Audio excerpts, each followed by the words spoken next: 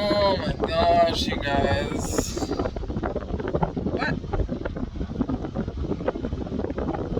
Ugh. Here I am.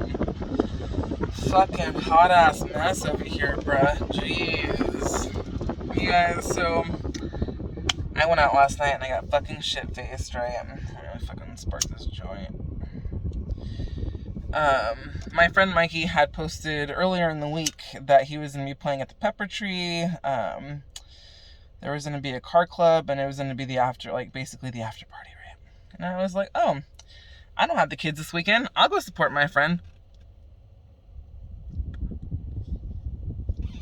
Because, the last conversation I had with him, I, like, accused him of some shit, so I felt a little bit bad about that. So I was like, I'll go buy him a fucking drink and dance for him. How about that?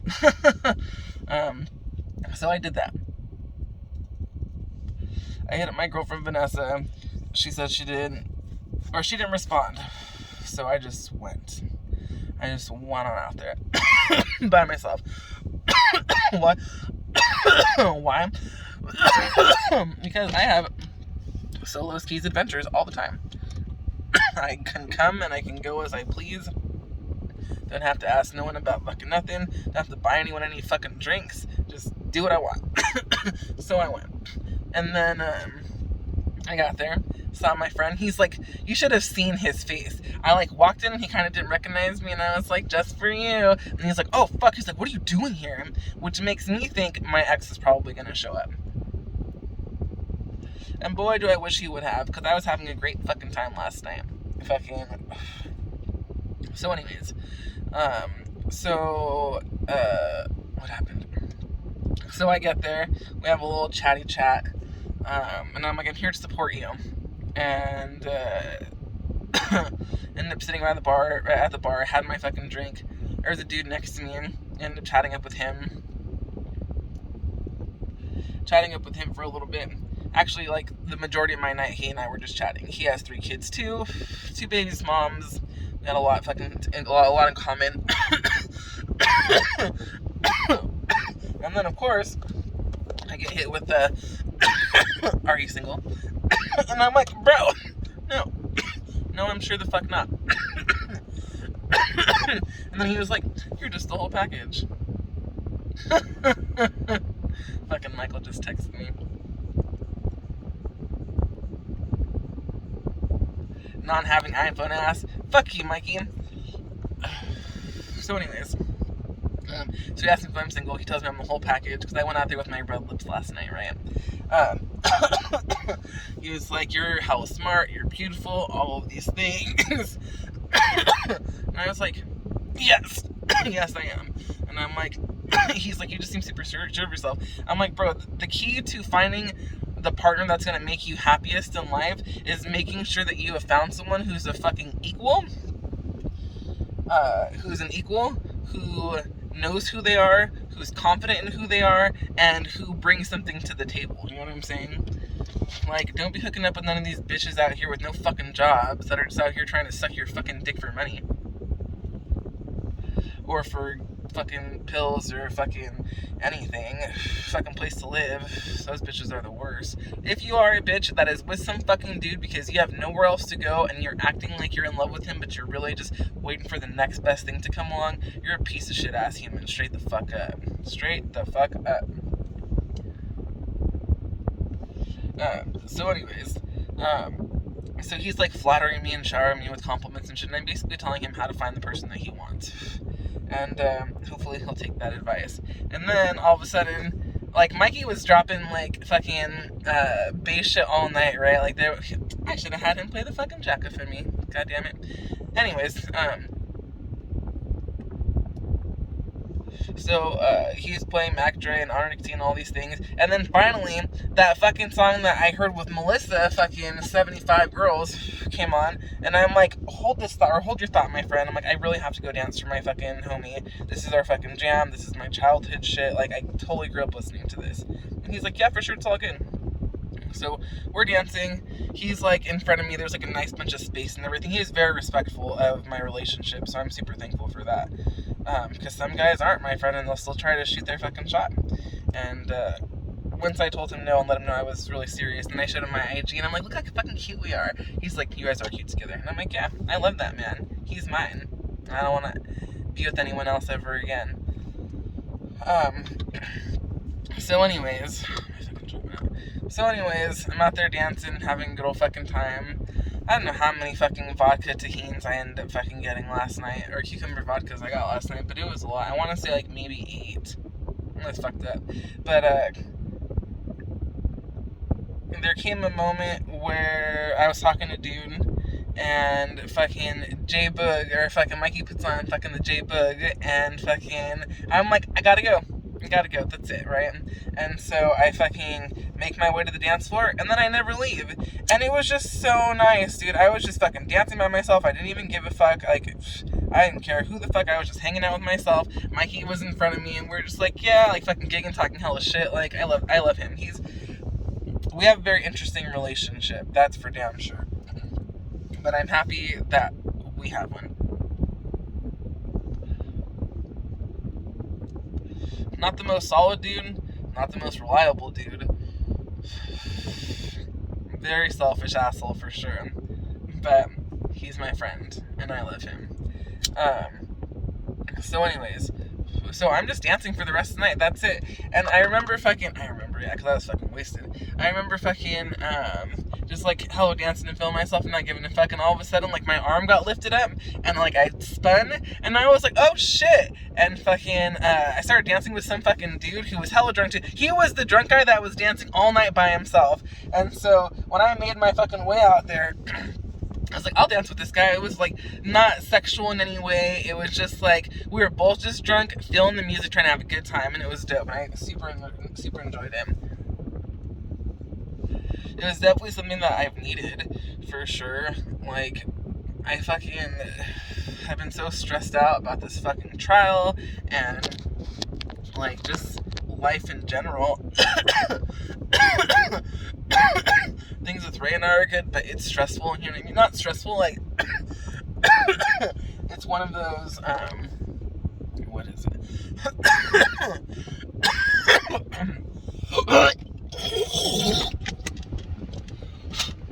It was one of those, what the fuck? Like, it's just a very frustrating situation. Why? Because we went from being with each other 24/7 during COVID, fucking, to like living away from each other, and it's just it doesn't take a it does take a toll. It's not that we just miss each other all the time. Like, we're literally on the phone with each other all the time unless we're doing something. It's about the company and being around him and all of these things, right? Like, all of the things. So, it was nice for me to go out and kind of just like dance my fucking shit away yesterday. Because one thing about me, I love to dance. I was a raver. I was a sober raver, my friend, who just smoked weed for like 7 years. So I would go to raves starting at like 9, 10, 11, like 10 o'clock is my normal go-to time. Get there at 10, dance until fucking the sun came up, literally. Like, oh shit, the sun's coming up. Like, thanks for coming, everyone. Like, it was good times. Fucking, I remember going to Overload 2 and that happening. Overload 3. Whatever Overload was at the Campbell venue. Or the Campbell house. Christ, I need to fucking blow up. Someone just stare with me. Yeah, I fucking, I just raved and danced, and that was my favorite part about it, was just being able to go and hear music I liked, and just being able to fucking dance all fucking night, dude, like, all fucking night. I think that's why I was in such good shape back then, because, yeah, because some fucking chaps are gone.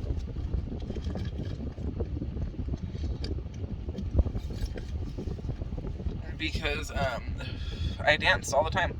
With a little food. Me and Manuel would get like our fucking, what is it called?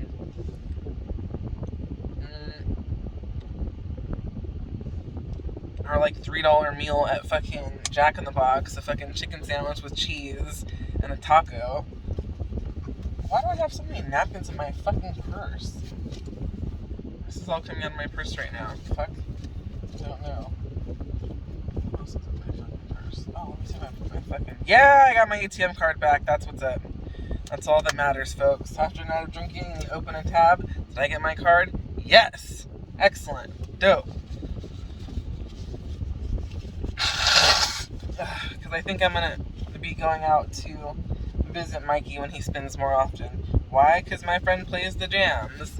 And I was super feeling it all night last night. I wanted to go out there and dance earlier, but fucking I was in like conversation with fucking dudes, so that was just like not a thing. You guys want to know how my fucking all my bras turn blue? This is fucking how, and that's why I had to throw the last one away. And I'm about to fucking just buy black bras because it bothers me when I see that, and I'm like, this doesn't look clean, but I know it's clean, and then I'll fucking wash it again, and it's just like, I don't need to do these things.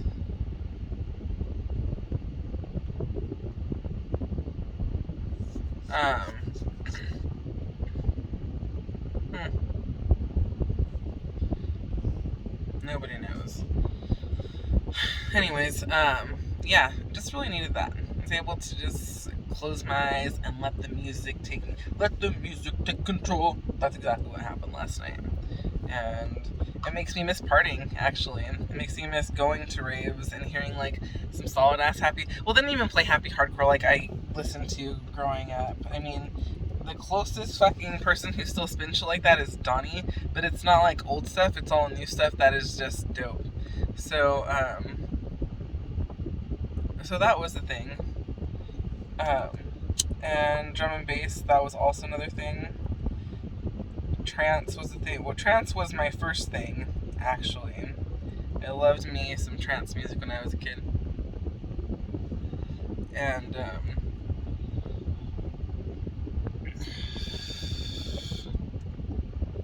and it's just one of those fucking nostalgic things that you miss about childhood. You know what I'm saying? It really is. Like, just being able to go out and dance all night and then have the energy to do it again the next day. Let me see if I can get my fucking face in here. I guess that's better. Yeah, fucking, I couldn't even, like, I'm exhausted today. I'm like, I know I'm gonna be struggling. I gotta pick up my kids at 7, and I'm just like, oh man, like, it's gonna be rough, folks. It's gonna be rough. And I have a fucking nail appointment, so it's not like I can go drop them off tomorrow and then come home and, like, take a fucking nap. I'm gonna drop... Actually, yeah, I can. Because they go... I can do that. And I'm definitely gonna want to. I've been fucking throwing up all fucking day, and I'm like, I'm just not a drinker. There you are. I'm just not a drinker. Like... Speaking of my rape days, that's when I used to get the most shit-faced and fucking wasted. And it was terrible, dude. I was like 14, 15, 16 years old, like, getting belligerent, like, not remembering shit and just still functioning and being the life of the party sometimes. And other times, not so much, my friends. So, I really stopped fucking with alcohol when I was like probably 17. Yeah, because I was over it. And then no, I lie. Hold on. I stopped fucking with tequila very early on, that's for goddamn sure. I'm trying to think if I was still drinking when I met my ex.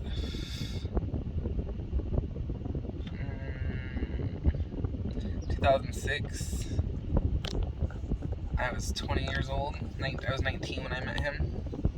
So,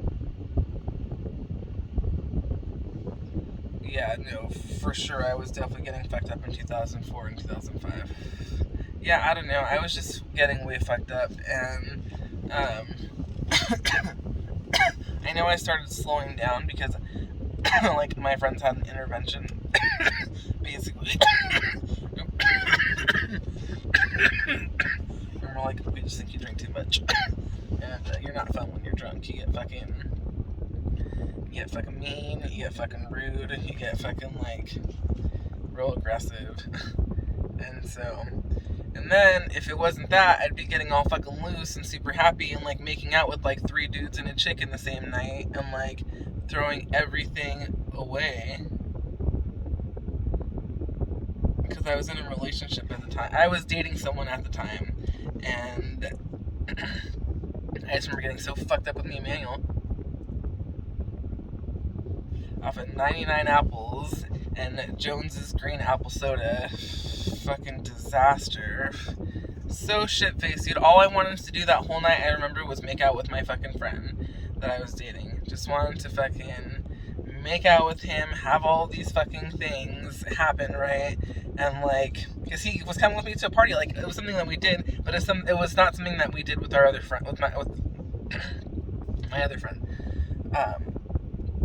our other group of friends. So, I don't know, it was just, like, it just sucked, dude. And pretty much that night, he drove me home, he walked me to my door, he tucked me in bed, gave me a fucking kiss, and said he'll see me tomorrow. And he did. He picked me up the next day. We went to a day party. We met up with our friends there.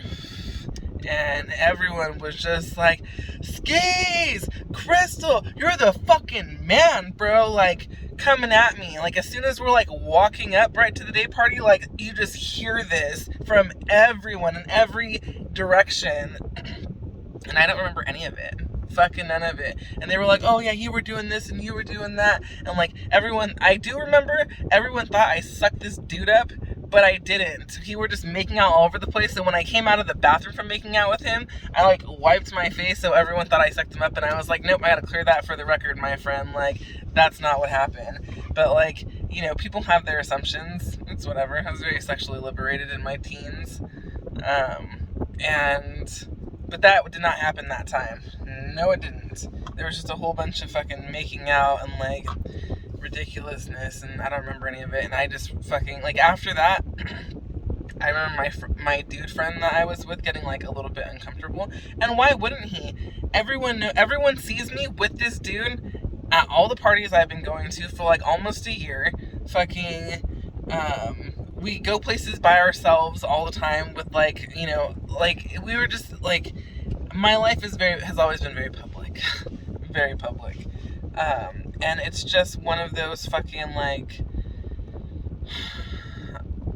I am now embarrassed for him. You know what I'm saying? Like, he brought me there and all these things, and, like, everyone's giving me a hard time. Or everyone's basically being passive aggressive and giving me a hard time, but really they're like, it's like, dude, you're with this bitch and she's out here doing all this fucking shit, like, who the fuck are you?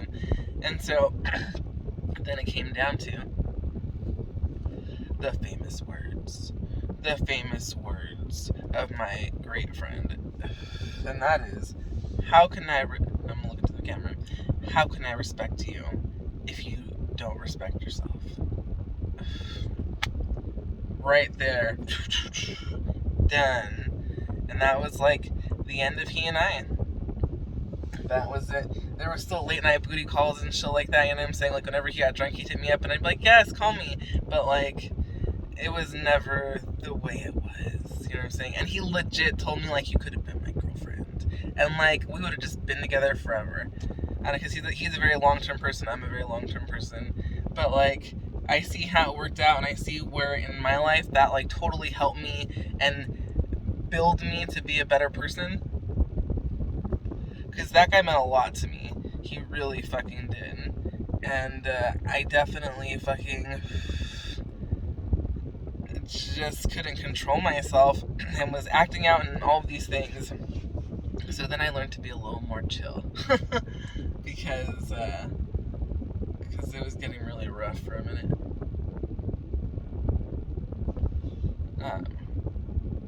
Yeah, and then my friend Heather, her and I started hanging out, and that was it. 2 fucking bitches just fucking driving around.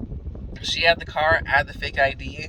We would go to our fucking liquor store, that fucking dude knew me, you know what I'm saying? He looked at my ID like a few times, and then it was good. And every day we'd go in there and we'd get our 32s of High Life, and then our fucking 40s of Mickey's, and all of these things, depending on where we're going. And it's just like, yeah, there's some real crazy things with her around. And I'm like, that definitely happens. It definitely happened. You don't think about everything until you read your high school journal and you're like, oh fuck, that definitely happened. You know what I'm saying? And so now those memories that have been resurfaced, I contemplate them at times, and I'm like, gosh, Krystal, I wish someone would have just told you fucking no. I didn't need to be doing all the things that I was fucking doing at the age that I was doing them at. And that is a fact as well. Like, if someone would have told me, like, my grandma knew I was, like, fucking, like, 17, turning 18, dating, like, a 24-year-old, you know what I'm saying? Like, that's not okay. And, like, it's not okay even if you meet the dude, you know what I'm saying? Like, how about, no. It's like, and, yeah, I don't know, it's just fucking stupid. I got away with a lot of shit, but I was also enabled quite a bit, and no one said anything. It was always just, okay, that's fine. I was very spoiled growing up. Very spoiled. Like, whatever I wanted, I would get. If I wanted, like, if I saw someone, I like this dude, Marvin. And he was this tall Filipino fucking kid. And he had some dope-ass Converse one day that were fucking white. They were like Converse brand, and they were like a white, I don't know, fucking not a leather, but you know what I'm saying, one of those like shiny materials on the outside, and it was just like that the whole way, and then it had the little Converse logo on the corner, and he came to school with them one day, and I was like, those are fucking dope. So that day I go home and I tell my grandma, I'm like, Grandma, let's go to the mall today after school, or after dinner today.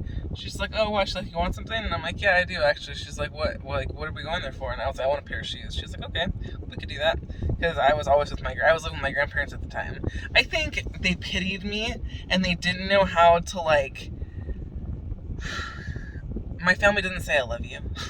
So I think they didn't know how to communicate it. They just, like, thought buying me things and giving me things would make me a happier person. Because my first, like, suicide attempt was in, like, 8th grade. And maybe 7th grade. Because I feel like by 8th grade, I was already fucking depressed and already fucking feeling sad about shit. Yeah, I'm gonna go with, like, technically I've been fucking clinically depressed since I was like 6 or 7 years old, so and that comes from a whole entire different trauma, but we'll talk about that some other time. Fuck, you know what I remembered? I remembered that I did not finish my fucking story about the friendship ending. Yeah, and I left off somewhere like about like a convenience store. I don't know why I'm thinking about this. It's all just coming to me right now. These are the things. Anyways, yeah, I completely lost my train of thought. These are the things.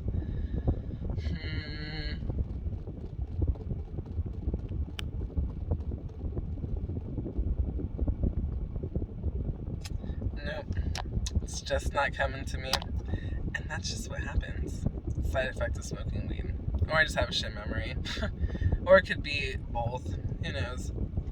Childhood things. Come on.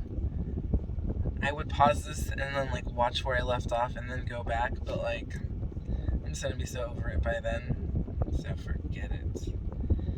Yeah, I'm glad that I came out to smoke that fucking joint, because my stomach was killing me, and I was like, I fucking probably threw up like 8 or 9 times today.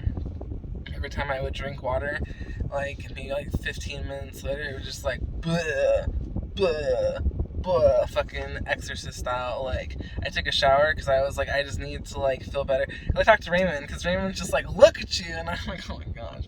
And he's just like, I know exactly where you're at. He's like, you need to just get up and start your fucking day. And he's like, it'll all come together. And I'm like, shit, okay, fine.